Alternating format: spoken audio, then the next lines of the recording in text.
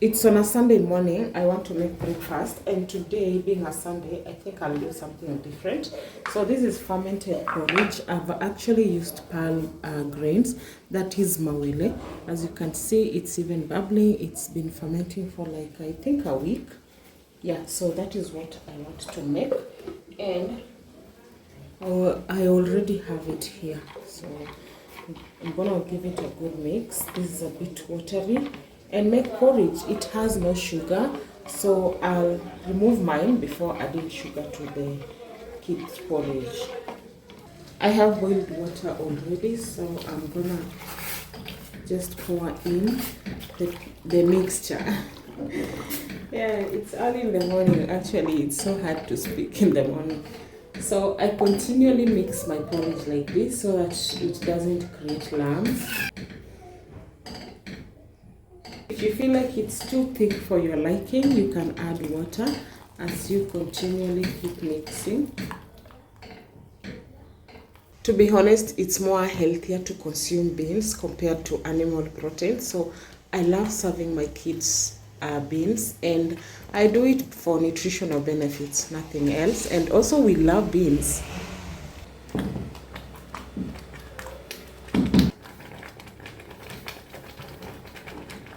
Okay, that's enough.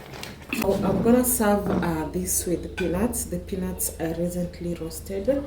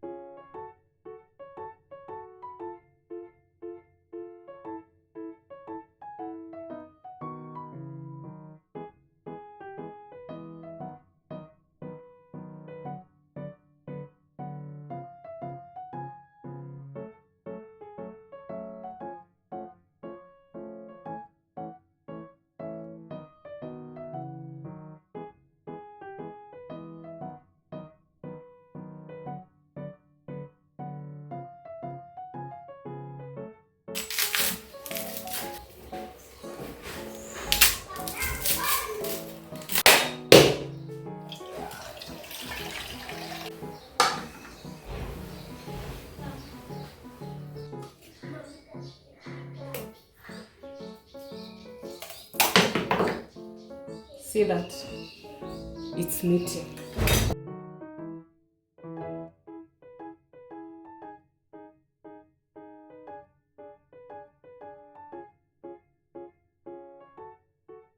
All done, all extracted. So I'll peel the mangoes first before I can.